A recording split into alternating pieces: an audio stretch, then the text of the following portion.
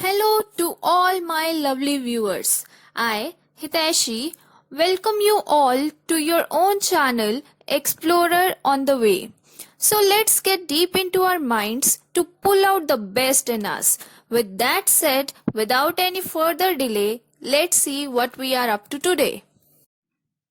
आज हम स्टार्ट करेंगे conversion of a mixed recurring decimal to the form p by q से। जैसा कि आप सब देख सकते हैं, मैंने स्टेप्स पहले ही लिख लिए हैं।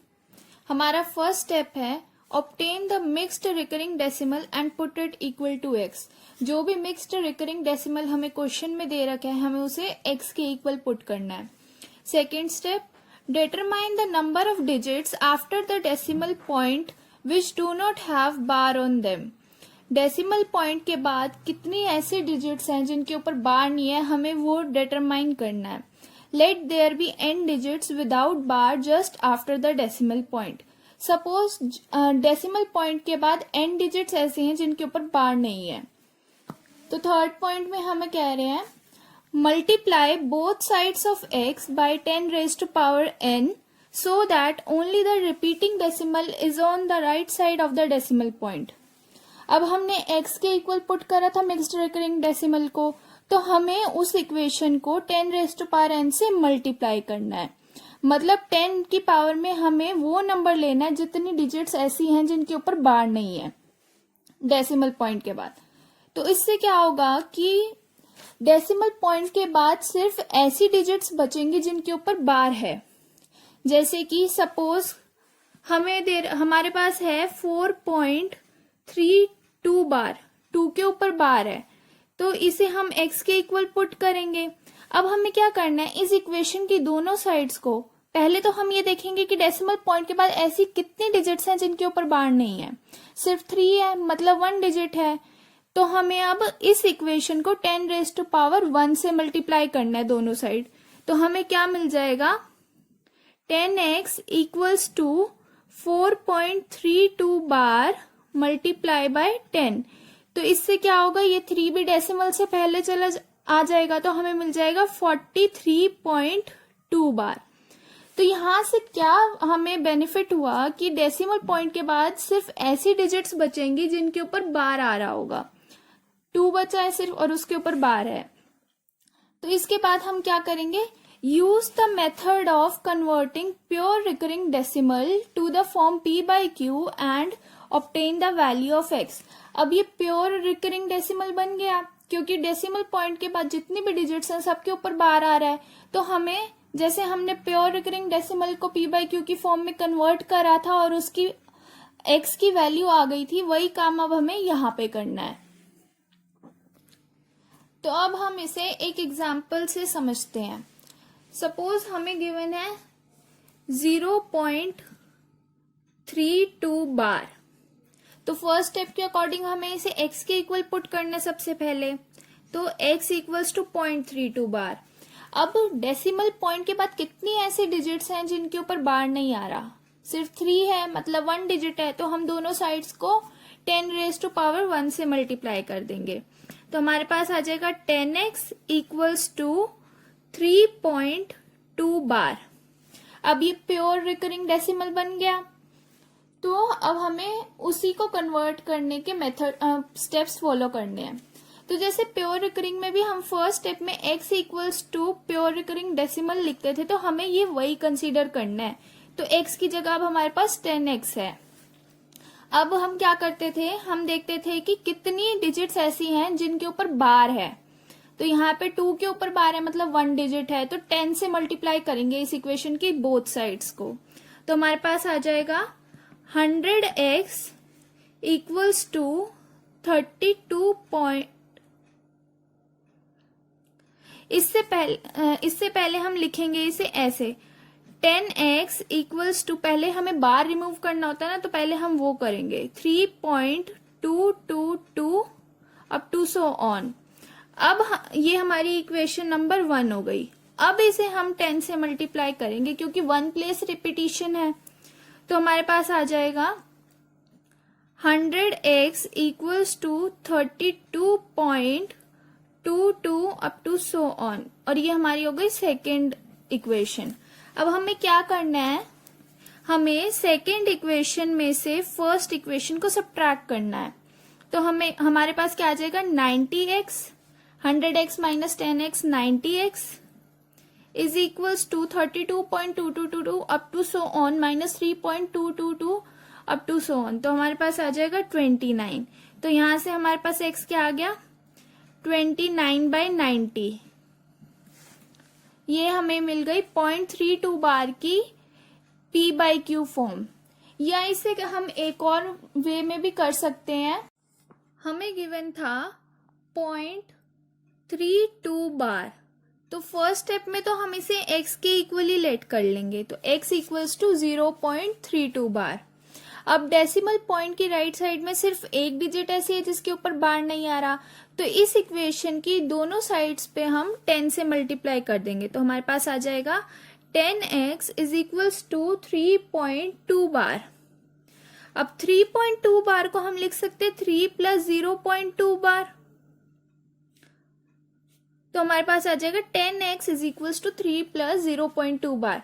पर हम ऐसा कर क्यों रहे हैं, हम ऐसा इसलिए कर रहे हैं क्योंकि हमें पता है कि 0.2 बार की वैल्यू होती है 2/9। ये हमने लास्ट वीडियो में डिस्कस करी थी। तो इसलिए हमने 3.2 बार को 3 प्लस 0.2 बार लिख दिया। तो अब नेक्स्ट स्टेप पे हम 0.2 बार की वैल्यू 2/9 पुट कर देंगे। तो हमारे पास आ जाएगा 10x is equals to 3 plus 2/9। LCM ले लेंगे। 10x is equals to 3 into 9 27 plus 2/9 कितना आ गया, 29/9। अभी ये वैल्यू आई है 10x की, पर हमें चाहिए x की। तो अब नेक्स्ट स्टेप में x की वैल्यू कितनी हो जाएगी, 29/9 इंटू 10। इस स्टेप में 10 यहाँ लेफ्ट हैंड साइड में मल्टीप्लीकेशन में है, तो जब राइट हैंड साइड में ले जाएंगे तो वो डिनोमिनेटर में चला जाएगा, मतलब डिवाइड होएगा। तो इसलिए हमारे पास आया 29/9 इंटू 10। तो कितना आ गया, 29/90। मतलब 0.32 बार की p/q फॉर्म होती है 29/90। अब हमारे पास नेक्स्ट क्वेश्चन है, prove that √2 is not a rational number. हमें प्रूव करना है कि √2 रैशनल नंबर नहीं होता है। तो इसके लिए हम क्या करेंगे, हम लॉन्ग डिवीजन मेथड से 2 का स्क्वायर रूट निकालेंगे।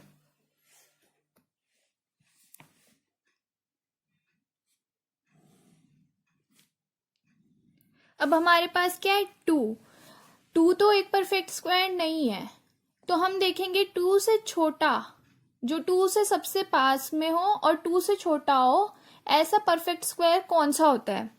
हमें पता है 1 का स्क्वायर 1 होता है, तो वो 2 से छोटा है और 2 से पास में भी है, तो 1 से हम करेंगे। पहले हम 1 का स्क्वायर लेंगे, यहाँ पे भी 1 लिखेंगे, यहाँ पे भी 1 लिखेंगे, तो यहाँ पे 1 का स्क्वायर। जब हम सब्ट्रैक्ट करेंगे तो हमारे पास कितना बच गया, 1। अब हम यहाँ पे पॉइंट लगाएंगे, यहाँ पे भी पॉइंट लगाएंगे, मतलब डेसिमल लगाएंगे। अब स्क्वायर रूट निकालना है, तो इसलिए हम जीरोस पेयर्स में लेंगे, तो 2 0 हम लिखेंगे और वही 2 0 हम यहाँ नीचे उतारेंगे। अब हमारे पास आया 100, यहाँ पे हमने लिया था 1, तो अब यहाँ पे हम 1 + 1 2 लेंगे, लिखेंगे, और यहाँ पे अब हमें एक नंबर चाहिए। वो नंबर ऐसा होना चाहिए कि जब हम उस नंबर, मतलब यहाँ पे हम एक नंबर लिखेंगे, तो जो हमारे पास ये 2 डिजिट नंबर आएगा, जब इस 2 डिजिट नंबर को हम इस नंबर से मल्टीप्लाई करेंगे, तो जो हमें आंसर मिलेगा वो हमें यहाँ पे चाहिए। तो अब 100 से छोटा होना चाहिए और नियरेस्ट होना चाहिए। तो अगर हम 21 लें, तो 21 को 1 से मल्टीप्लाई करके देखते हैं, तो हमारे पास 21 आएगा, वो तो बहुत छोटा है इससे। तो अब हम ट्राई करते हैं 22। तो 22 मल्टीप्लाई 22 कितना हो जाएगा, 44, वो भी अभी छोटा है। तो अब हम 3 के लिए ट्राई करते हैं। 23 मल्टीप्लाई बाय 3 कितना आ जाएगा, 69, वो भी छोटा है। तो अब हम 24 को ट्राई करते हैं, मतलब हम 4 लिख के देखते हैं यहाँ पे। तो 24 मल्टीप्लाई बाय 4 16, 4 4 जा 16, 1 कैरी, तो 4 2 जा 8 प्लस 1 96 आया। अब अगर हम 25 मल्टीप्लाई 5 करेंगे तो वो 96 से तो बड़ा होगा पर साथ में 100 से भी बड़ा हो जाएगा। तो हमें पता चला कि यहाँ पे हमें 4 लिखना पड़ेगा, तो यहाँ पे भी हम 4 लिखेंगे। अब 24 मल्टीप्लाई 4 कितना आया था 96, तो यहाँ पे हम 96 लिखेंगे। सबट्रैक्ट कर देंगे तो हमारे पास कितना बच गया 4। अगेन हम 2 जीरोस उतारेंगे, स्क्वायर रूट है तो पेयर्स में उतारना पड़ेगा हमें। अब यहाँ पे हम जो नंबर लिखेंगे वो होगा 24 प्लस 4, जो यहाँ पे हमने नंबर लिया था ना, यहाँ पे लिखा, उसी को हमें इसमें ऐड करना है। तो 24 प्लस 4 कितना हो गया 28। अब यहाँ पे हमें एक नंबर चाहिए, तो हम 281 1 लिख के देखते हैं। तो 281 मल्टीप्लाई बाय 1 281 होगा। तो हम 2 के लिए एक बार चेक कर लेते हैं। अगर हम यहाँ पे 2 लिखते हैं तो हमारे पास कितना आता है 282 मल्टीप्लाई बाय 2 4 2 2 जा 4 2 8 जा 16 1 कैरी तो 5 564, वो इससे बड़ा हो गया तो हमें यहाँ पे 1 ही लेना पड़ेगा। यहाँ पे भी 1 लिख देंगे। तो 281 मल्टीप्लाई 281 कितना था 281, सबट्रैक्ट करा तो हमारे पास कितना आ गया 119। अगेन हम जीरोस उतारेंगे पेयर में ही। अब यहाँ पे हम क्या लिखेंगे 281 प्लस 1, क्योंकि हमने 1 लिया था तो कितना आ जाएगा 282। अब यहाँ पे हमें कौन सा नंबर लेना पड़ेगा हम वो चेक करेंगे। तो अगर हम यहाँ पे 4 ले लें तो 2824 मल्टीप्लाई बाय 4 कितना आ जाता है 4 4 जा 16 1 कैरी तो 9 4 8 जा 32 यहाँ 3 कैरी 4 2 जा 8 8 प्लस 3 11 11296। अगर हम 5 ले लेंगे तो वो इससे 11900 से बड़ा हो जाएगा, तो हम यही लेंगे। तो यहाँ पे 4 आ गया, ऊपर भी 4 लिखना पड़ेगा। यहाँ पे आ जाएगा 11296। तो हमारे पास बचा कितना 10 माइनस 6 4 9 माइनस 9 0 8 माइनस 2 6 और यहाँ 0, तो 604 बचा। अगेन जीरोस उतारने पड़ेंगे। यहाँ पे आ जाएगा 2824, 4 लिया था तो 4 ऐड करेंगे इसमें, तो 4 प्लस 4 8 और 2 8 2 और यहाँ पे अब नंबर हमें चेक करना है। तो यहाँ पे हम क्या ले सकते हैं 2 के लिए हम चेक करते हैं। तो 28282 मल्टीप्लाई बाय 2 कितना आ जाएगा 2 2 जा 4 2 8 जा 16 2 2 जा 4 प्लस 1 5 2 8 जा 16 2 2 जा 4 प्लस 1 5, तो 56564 यही लेना पड़ेगा वरना इससे बड़ा हो जाएगा। तो अब हम यहाँ पे 2 लिख देंगे और यहाँ ऊपर भी 2 लिखेंगे। यहाँ पे आ गया हमारे पास 56564, सबट्रैक्ट करेंगे हमारे पास बचेगा 10 minus 4 6 9 minus 6 3 13 minus 5 8 9 minus 6 3 3836। Again zeros उतारने पड़ेंगे और यहाँ पे 28282 में 2 ऐड कर देंगे क्योंकि हमने यहाँ पे 2 लिया था, और क्या आ जाएगा यहाँ पे 48282। अब यहाँ पे हमें नंबर चाहिए, यहाँ पे कौन सा नंबर लें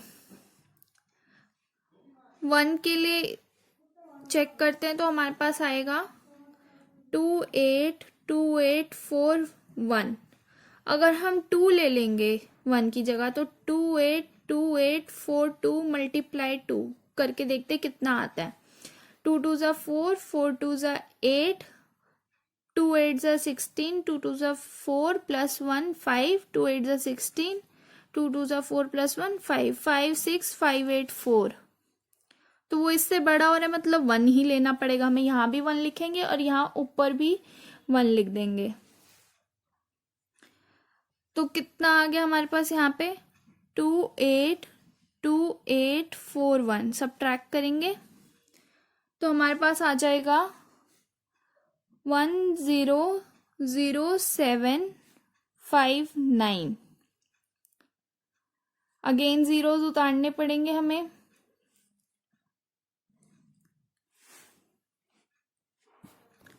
अब इस नंबर में हमने यहाँ पे 1 लिया था तो 1 ऐड करके हम यहाँ पे लिखेंगे। कितना आ जाएगा 2 8 2 8 4 2। अब यहाँ पे एक नंबर चाहिए हमें, डिजिट चाहिए।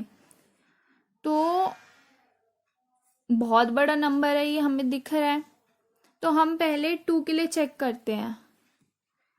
2 8 2 8 4 2 2 मल्टीप्लाई बाय 2 तो कितना आ गया 4 4 8 16 5 1 कैरी तो 7 1 कैरी।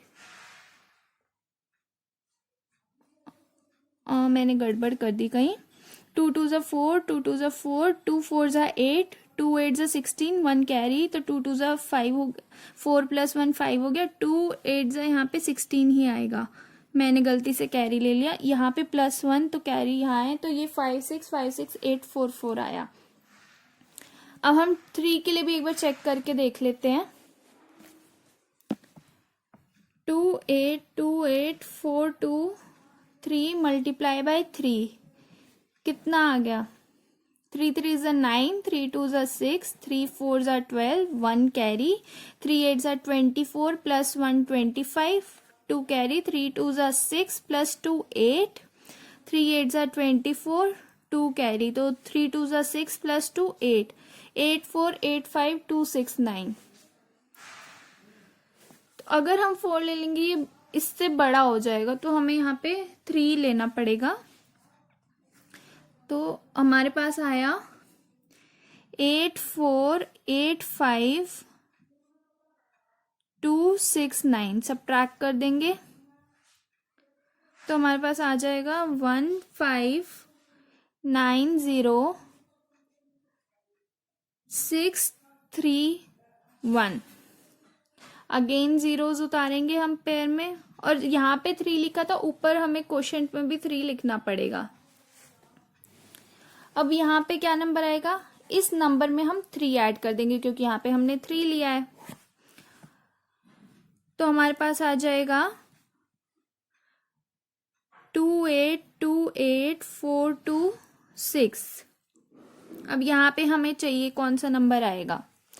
आई होप आप लोग ऐसे आगे चेक कर सकते हैं, कंटिन्यू कर पाएंगे। मैं डायरेक्ट लिख रही हूँ। यहाँ पे 5 आएगा, ऊपर भी हम 5 लिखेंगे।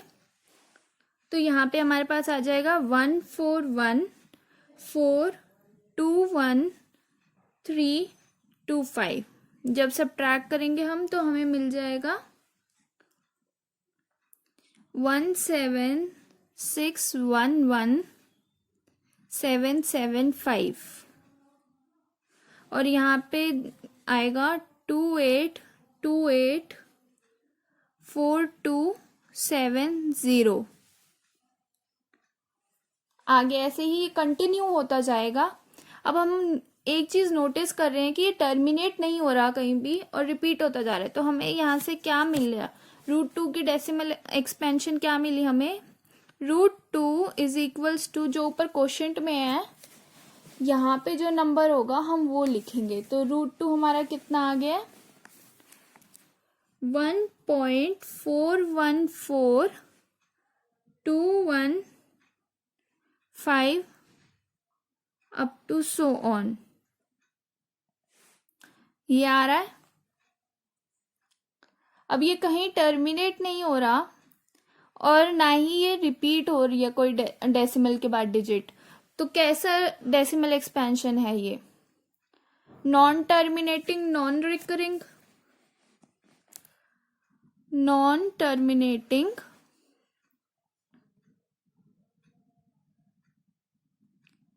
नॉन रिकरिंग डेसिमल एक्सपेंशन है। और ये डेसिमल एक्सपेंशन किन नंबर्स की होती है? इरैशनल नंबर्स की होती है। रैशनल नंबर की तो टर्मिनेटिंग या नॉन टर्मिनेटिंग रिकरिंग होती है। तो यहां से हमने प्रूव कर दिया कि √2 रैशनल नंबर नहीं है। ये क्वेश्चन हम लॉन्ग डिवीजन मेथड से ना करके मेथड ऑफ कॉन्ट्राडिक्शन से भी कर सकते थे। तो उसमें हम कैसे करते? सबसे पहले हम लिखते if possible let us assume. अब मेथड ऑफ कॉन्ट्रडिक्शन होता क्या है? उसमें ये होता है कि जो हमें प्रूफ करना होता है हम उसका उल्टा अज्यूम कर लेते हैं और फिर लास्ट में हम प्रूफ करते हैं कि हमने जो अज्यूम करा था वो गलत था, मतलब हम उसे कॉन्ट्राडिक्ट कर देते हैं। तो वहां से हमारे पास आ जाता है कि जो क्वेश्चन में गिवन है वो सही है, क्योंकि हमारी अजम्पशन गलत हो गई। तो इसे हम बोलते हैं मेथड ऑफ कॉन्ट्रडिक्शन। तो हम सबसे पहले क्या अज्यूम कर लेंगे? हमें प्रूव ये करना है कि √2 रैशनल नंबर नहीं है, तो हम उसका उल्टा अज्यूम करके चलेंगे। मतलब हम ये अज्यूम कर लेंगे कि √2 एक रैशनल नंबर है। तो if possible let us assume that √2 is a rational number. √2 is a rational number. अब रैशनल नंबर है तो रैशनल नंबर्स कौन से होते हैं? जो p/q की फॉर्म में लिखे जा सकते हैं। तो यहां से हमारे पास क्या आ गया? Then √2 is equals to p/q। अब यहाँ पे p और q पे कुछ कंडीशंस होती हैं, वो लिखनी मस्ट है। तो where p and q are integers या p, q belong to z, इसका भी मतलब यही है कि p और q इंटीजर्स के कलेक्शन को बिलोंग करते हैं। मतलब p और q इंटीजर्स हैं। Comma p and q are co-prime. ये भी हमने डिस्कस करा था कि जब भी हम कहते हैं कि p/q कोई रैशनल नंबर है तो हम ये अज्यूम करके चलते हैं कि p और q को-प्राइम है, मतलब उनमें 1 के अलावा कोई भी कॉमन फैक्टर नहीं होगा। तो p and q are co-prime and q is not equals to 0। अब हम क्या करेंगे? यहाँ पे रूट हमें दिख रहा है, तो हम अपनी कैलकुलेशंस को सिंप्लीफाई करने के लिए क्या करते हैं? जब भी हमारे पास रूट होता है इक्वेशन में, हम दोनों साइड्स को स्क्वायर कर देते हैं। स्क्वायरिंग बोथ साइड्स, हमारे पास क्या आ जाएगा? √2 का square 2 is equals to p/q का स्क्वायर। तो उसे हम लिख सकते हैं p²/q²। तो यहां से हमारे पास आ गया p² is equals to 2q²। हम लिख सकते हैं, mark it as equation number 1। अब p² 2q² है, मतलब 2 का मल्टीपल है। तो यहां से हमें क्या पता चल रहा है कि p² इवन होगा और q एक इंटीजर है तो q² भी इंटीजर होगा। तो p² क्या आ गया? इंटीजर। और कैसा इंटीजर है? 2 का मल्टीपल होने की वजह से इवन इंटीजर है। तो हम नेक्स्ट स्टेप में लिख देंगे p² is an even integer. p² कैसा है? p² एक इवन इंटीजर। अब p² इवन इंटीजर है तो p कैसा होगा? p भी इवन इंटीजर होगा। तो p is an even integer. ऐसा क्यों होता है? देखो, अगर p इवन नहीं है तो p ऑड होगा। कोई भी नंबर या तो इवन होता है या ऑड होता है। अब p अगर इवन नहीं है तो p ऑड होगा। तो किस फॉर्म का होगा p? ऑड नंबर्स कैसे होते हैं? 2 का हम मल्टीपल ले लेते हैं और उसमें +1 कर देते हैं, तो 2m+1 हो गया। जहां पे m क्या होता है? m एक इंटीजर होता है, राइट। तो यहां से p² हमारे पास क्या आ जाएगा? 2m+1 का स्क्वायर आ जाएगा, होल स्क्वायर। तो जब हम इसे ओपन करेंगे तो हमें क्या मिलेगा? 4m² + 4m+1। अब देखो, ये 4m² जो है 4 का मल्टीपल है और 4 के मल्टीपल तो इवन ही होते हैं, क्योंकि 4 भी तो 2 का मल्टीपल है ना। 4 को हम 2 × 2 लिख सकते हैं। तो ये 4m² वाली टर्म तो हमारी हुई इवन। सिमिलरली 4m भी इवन, बट उसमें +1 आ गया, इसकी वजह से ये पूरी टर्म क्या हो गई, ऑड, मतलब पी स्क्वायर ऑड हो गया। बट अभी तो हमने प्रूव किया कि पी स्क्वायर एक इवन इंटीजर है, तो कॉन्ट्राडिक्ट करेगी ये बात हमारी हमने जो प्रूव करा उसको। तो हमें क्या पता चला कि पी ऑड नहीं होगा, तो पी कैसा होगा, इवन होगा। ठीक है, तो अब पी इवन है तो हम इसे 2 के मल्टीपल की फॉर्म में लिख देते हैं। हम लिख देते हैं कि this implies p is equals to 2m, जहां पे m कैसा है, m एक इंटीजर है। ठीक है, तो यहां से हमारे पास p स्क्वायर कितना आ गया, दोनों साइड हम स्क्वायरिंग कर देंगे तो हमारे पास p स्क्वायर आ जाएगा कितना, 4m स्क्वायर, 4m स्क्वायर आ गया। और इक्वेशन 1 से p स्क्वायर कितना था, 2q स्क्वायर था, तो हम नेक्स्ट स्टेप में p स्क्वायर की जगह 2q स्क्वायर लिख देंगे। तो क्या आया, 2q square is equals to 4m square, कहां से आए, यूजिंग इक्वेशन नंबर 1। अब यहां से हम q स्क्वायर की वैल्यू निकाल लेते हैं, वो कितनी आ जाएगी, q square is equals to 2m square. तो यहां से अगेन हमें पता चल रहा है कि q स्क्वायर 2 का मल्टीपल है और m इंटीजर है, तो q स्क्वायर कैसा है, इवन इंटीजर है, तो q square is an even integer. अब जैसे हमने प्रूव करा था कि p स्क्वायर इवन इंटीजर था, तो p भी इवन इंटीजर था। Similarly q square even integer है, तो q कैसा होगा, वो भी इवन इंटीजर होगा। implies q is an even integer।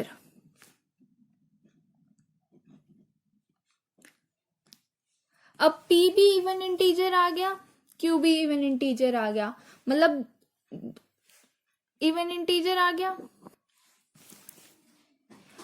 तो उससे क्या पता चला हमें कि p और q का एक कॉमन फैक्टर है 2, क्योंकि दोनों इवन इंटीजर है। ठीक है, तो हम पहले वही लिख लेंगे। So both p and q are even integers,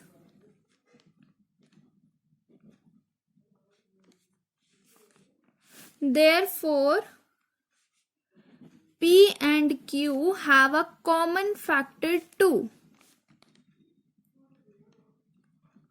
common factor 2।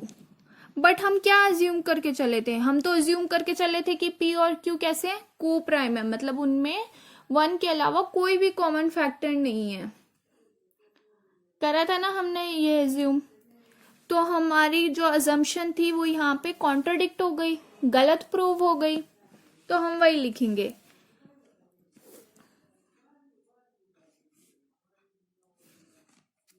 But this contradicts our assumption, this contradicts our assumption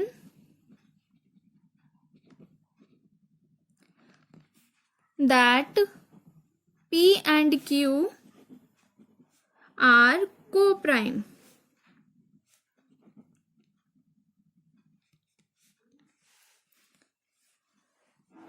अब हमारी अजम्पशन यहाँ पे गलत साबित हो गई और हमने क्या एज्यूम करा था कि √2 कैसा है, रैशनल नंबर है। अब हमारी अजम्पशन गलत प्रूव हो गई, तो क्या आ गया यहाँ से कि √2 रैशनल नंबर नहीं है। Hence √2 is not a rational number.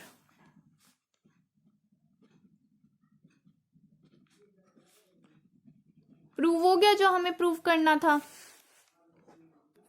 अब ऐसे ही क्वेश्चन आ सकता है ये प्रूव करने के लिए कि √3 रैशनल नंबर नहीं है या √3 इरैशनल है, तो उसे भी हम ऐसे ही लॉन्ग डिवीजन मेथड से प्रूव करेंगे जैसे हमने √2 को करा था अभी।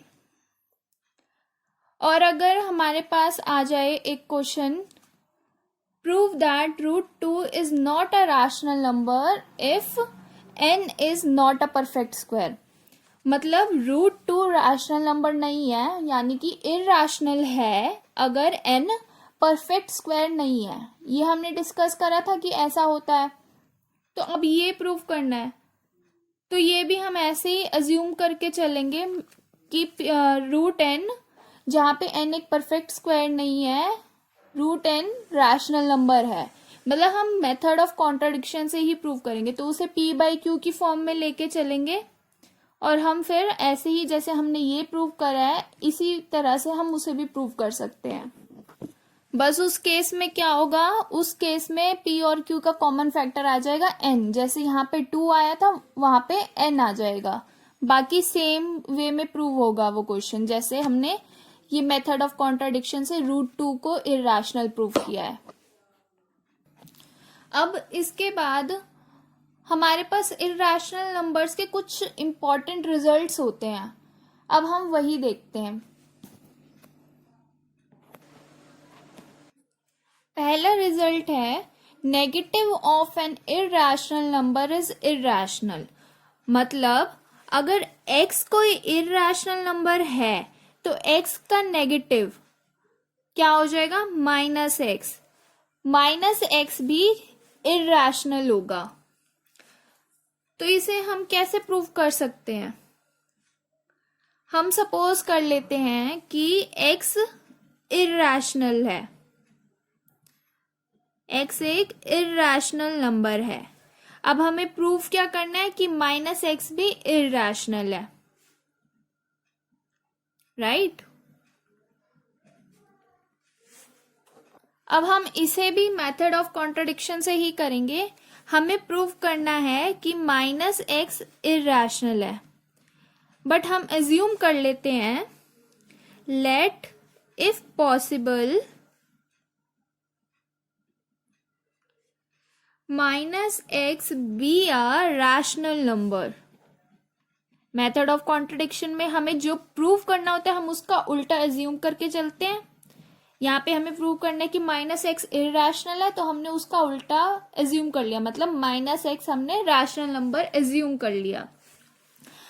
अब माइनस एक्स रैशनल नंबर है और हमें पता है कि negative of a rational number is also a rational number. Negative of a rational number is also a rational number.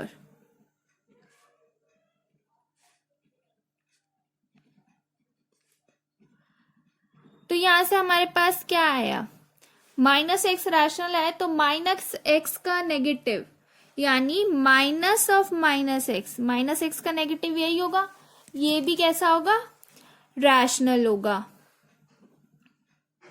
Minus of minus x क्या होता है, एक्स होता है। तो यहां से हमें क्या मिल गया कि एक्स रैशनल नंबर है। बट अभी तो हमने एज्यूम करा था ऊपर कि एक्स इर्रेशनल है, तो कॉन्ट्रडिक्शन हो गया, कॉन्ट्रडिक्ट कर गया जो चीज हमें गिवन है उसको। तो मतलब हमने जो अज्यूम करा था यहाँ पे कि माइनस एक्स रैशनल नंबर है वो गलत था। तो यहां से हमारे पास क्या आ गया, देयरफॉर माइनस एक्स कैसा है, इर्रेशनल है।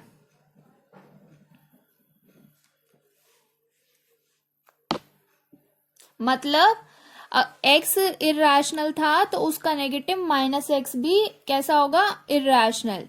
Negative of N irrational number is irrational. अब नेक्स्ट रिजल्ट है sum of a rational number and an irrational number is an irrational number। मतलब अगर हम एक रैशनल नंबर ले लें और एक इर्रेशनल नंबर ले लें और उन्हें ऐड करें तो जो हमें सम मिलेगा वो कैसा होगा, वो भी इर्रेशनल होगा। तो इसमें हम क्या करते हैं, हम अज्यूम करते हैं कि x कैसा है, रैशनल है और y हमारा इर्रेशनल है।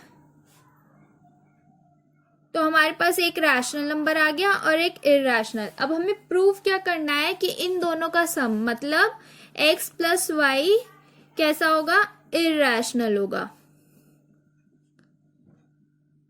जो ये दोनों चीजें हैं ये हमें गिवन है एक तरह से और ये हमें प्रूफ करनी है।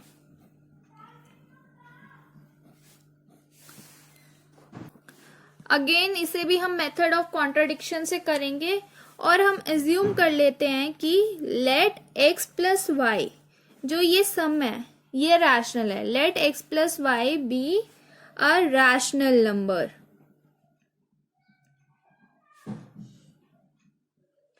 अब हमें पता है कि दो रैशनल नंबर्स का डिफरेंस रैशनल नंबर आता है.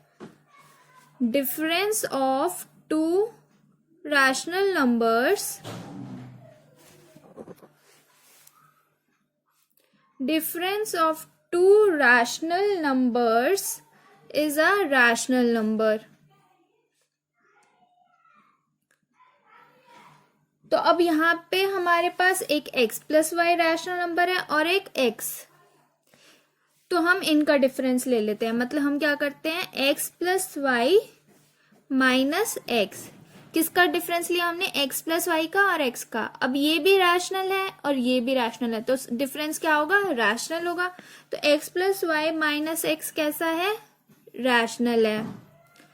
और ये डिफरेंस है क्या, x plus y minus x कितना होगा, y होगा. तो यहां से हमारे पास आ गया कि y रैशनल नंबर है. बट हमें गिवन क्या था कि y इरैशनल है. मतलब हमें क्या मिल गई, कॉन्ट्रडिक्शन मिल गई. अब कॉन्ट्रडिक्शन मिल गई तो मतलब हमने जो चीज अज्यूम करी थी वो गलत होगी. तो हमारी अजम्पशन गलत है कि x प्लस वाई कैसा है, रैशनल.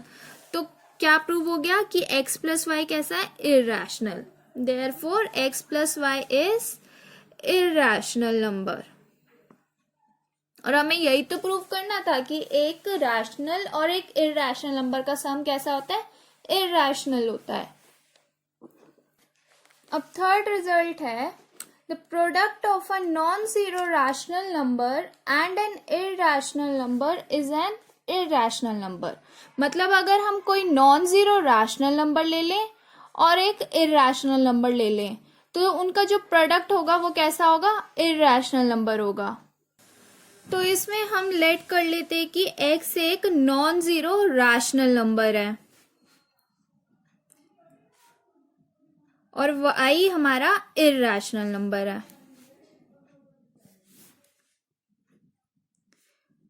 तो जो ये चीज है कि x non zero rational number है और y इरैशनल नंबर है, ये हमें गिवन है और हमें प्रूव करना है कि इनका प्रोडक्ट मतलब x y इरैशनल होगा.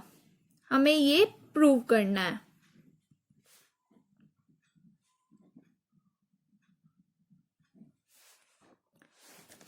हम लेट कर लेंगे कि एक्स वाई कैसा है, रैशनल नंबर है. Let x y be rational, मतलब वही मेथड ऑफ कॉन्ट्राडिक्शन. अब एक्स वाई रैशनल है और एक्स भी रैशनल है, तो जो इनका क्वोशिएंट होगा मतलब x y divided by x, वो कैसा होगा, वो भी रैशनल होगा. तो हमारे पास आ गया कि एक्स वाई बाय एक्स कैसा होगा, रैशनल होगा. X y divided by x actual में है क्या, वाई. तो यहां से हमारे पास क्या आया कि वाई कैसा है, रैशनल है. बट हमें गिवन क्या था, हमें गिवन था कि वाई इरैशनल है.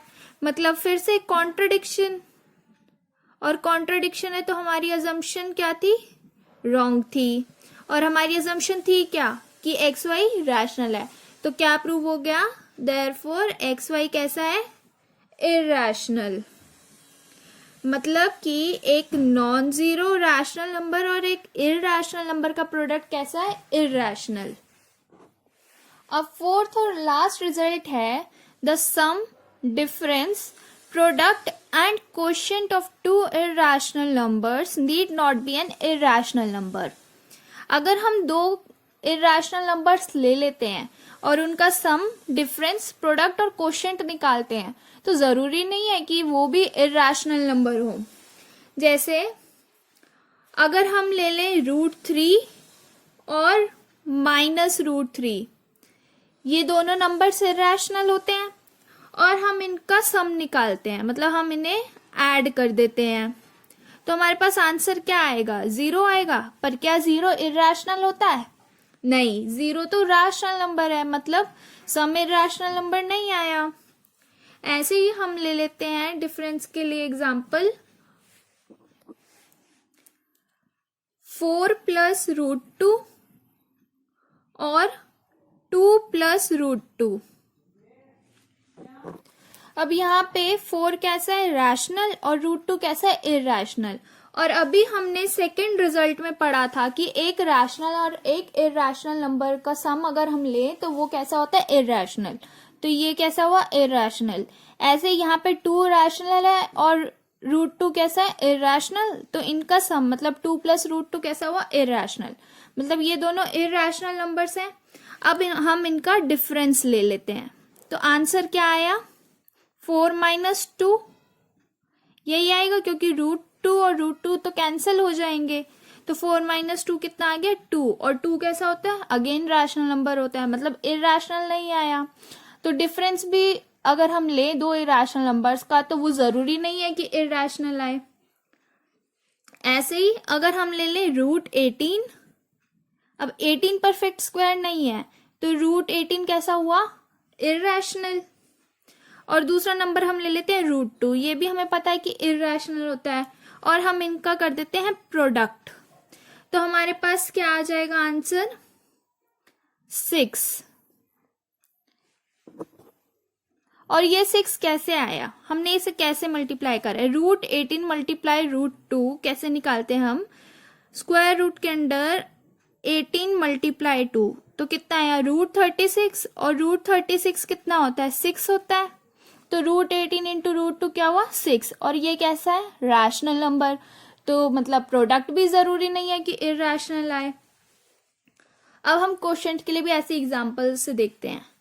हम ले लेते हैं एक रूट 12, रूट 12 इरैशनल है क्योंकि 12 परफेक्ट स्क्वायर नहीं है। और एक हमने ले लिया रूट 3। अब हमें इनका क्या चाहिए, कोशेंट, मतलब रूट 12 बाय रूट 3। और 12 को हम क्या लिख सकते हैं, 12 को हम लिख सकते हैं 4 इंटू 3, मतलब ये क्या हो गया, under root 4 into 3 divided by root 3। तो जैसे हमने यहाँ पे रूट 18 इंटू रूट 2 को लिखा था अंडर रूट 18 इंटू 2, वैसे हम अंडर रूट 4 इंटू 3 को क्या लिख सकते हैं, root 4 into root 3 divided by root 3। अब रूट 3 से रूट 3 कैंसिल, और रूट 4 कितना होता है, 2 होता है। तो आंसर कितना आ गया, 2।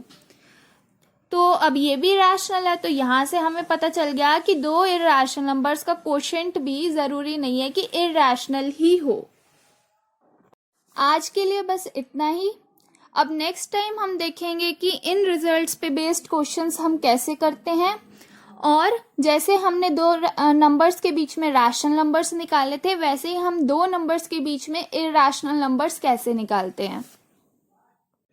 Thank you so much for watching this video. अगर आपको मेरी ये वीडियो पसंद आई हो तो प्लीज लाइक करें, शेयर करें और मेरे चैनल को भी सब्सक्राइब करना ना भूलें, ताकि मैं ऐसे ही आपके लिए नई नई वीडियोस लाती रहूं। एंड प्लीज कमेंट्स में अपना फीडबैक जरूर दें। सी यू नेक्स्ट टाइम।